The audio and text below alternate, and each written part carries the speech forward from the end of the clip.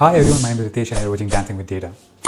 Behind me you can see the stats for the year 2007 where you see the actual leaders were IBM, Cognos, SAP, SAS. Microsoft is in the challenges quadrant. So definitely we are going to talk about BI and analytics platform, and this was the condition. So in today's session, we are going to talk about how Microsoft Power BI and Tableau replace the traditional tools that you had as far as leaders quadrant is concerned. How later on Microsoft Power BI was able to replace even Tableau. It all started with Tableau. So we are going to start with Tableau. What was so magical about Tableau when it was launched? It was launched in the year 2003. So what all special things it brought to the table? Cost, yes. Today you say that Power BI is much cheaper than Tableau, but at that point of time, if we compare the infrastructure that you need for IBM, SAP and SAS, Tableau was much cheaper. Second thing was drag and drop analytics, right? So ease of use, we can say. And the third one was self-service analytics, because now you have ease of use. I won't say non-technical folks, but less technical folks, they can manage their own data. So that was the concept, and it brought revolution as far as BI and analytics platform is concerned.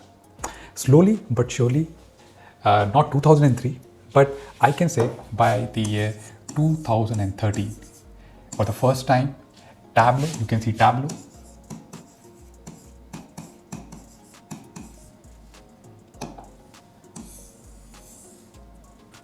You could see Tableau in the challenger quadrant, and it was well established because of all these reasons.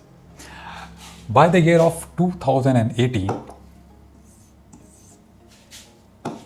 you could see Tableau in the leaders quadrant, and now I can erase. So from now onwards, we are going to talk about Tableau and Microsoft Power BI only. So that's why I'm putting that cross. But remember, when I say Microsoft, still you don't have Power BI, because Power BI was launched in the year 2015.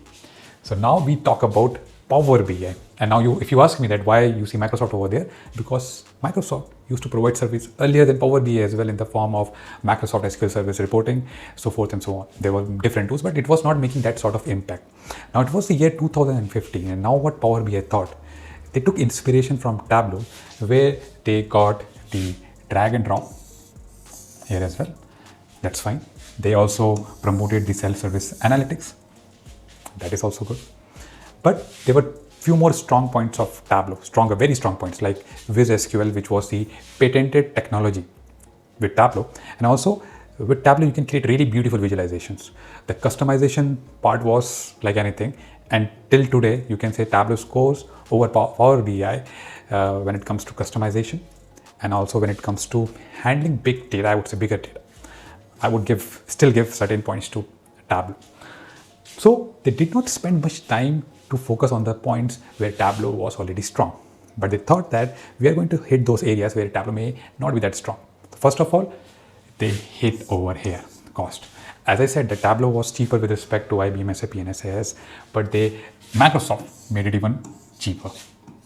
So I wouldn't write cheaper over there, but I would say down arrow first. So they try to hit over there, because now they have $10 license, they have $20 license, you have Power BI Pro, you have Power BI Premium.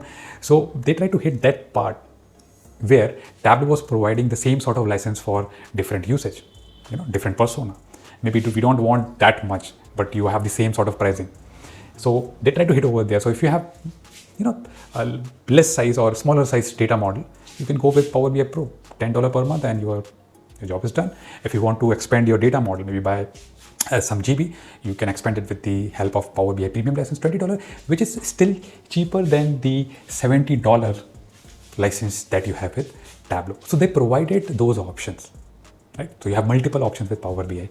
Another thing that Microsoft Power BI did, maybe I'll write there itself. One, I would say that dollar, it went down. Another point I would say that they created free Power BI licenses. With Tableau, you had Tableau public, but you cannot connect those with servers. So if you want to conduct POCs, it was very difficult with Tableau. And it was again advantage Power BI, because you are providing free license, lifetime license. Now this will help them to.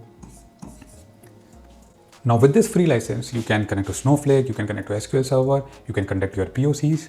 So when you are satisfied, maybe you would like to go with Power BI. That means you don't have even option to go POC with Tableau because you would not like to buy Tableau licenses for POCs. So that was another smart move from Power BI. Also, they had better access. Power BI service. I'm talking about the free.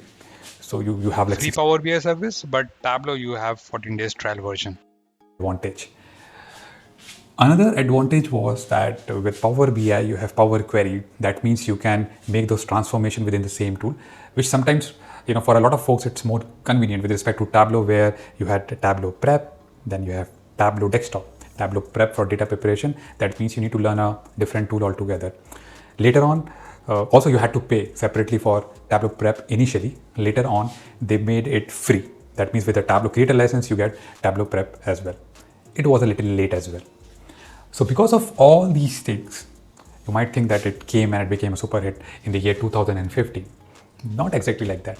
Initially, there were a lot of issues with respect to the product features, but they worked really, really hard and fixed all those issues. Now, what happened next? Now, by the year 2000, 2000, by the year 2007, 15 it was launched. By 16 it got improved, and by 2017 even Microsoft Power BI is in the leader squadron. Within a couple of years it's there. Right. Now by the year 2019 it was ahead of Tableau because of all these factors. Now that was a smart move, I would say, with Microsoft Power BI. And even till date, if you talk about visualization, you will see a lot of people, even Power BI folks will say, okay, Tableau is better than Power BI in terms of visualization. Another thing is big data handling capacity. Even you would say that, okay, Tableau is still having edge over Power BI. But the sort of work they did overall utility for any project, the sort of licensing, flexible licensing, pay according to your limit, the way they gave free licenses, unlimited licenses. One more point, they also ensured that if you are purchasing Microsoft 365 product suite, if you are purchasing Microsoft 365, the Power BI license is automatically embedded within that, so you are getting that for free. And also, if you have Windows operating system, just open your laptop, search in Microsoft Store, and you will find Power BI over there. So you can easily access Power BI. All in all, these are the factors which really propelled or pushed Power BI to the top of the leaders quadrant. And until today, we are in the year 2025. It's there. It's quite ahead of Tableau. And now we have ThoughtSpot. We don't have these IBM and all. I don't think we have IBM. We have ThoughtSpot and some of the other new BI platforms over there. So it's quite interesting now. And as we know, the future is all about AI. So if Tableau wants to come back, they need to ensure that they give that sort of AI service to the stakeholders, to the clients at an optimum price.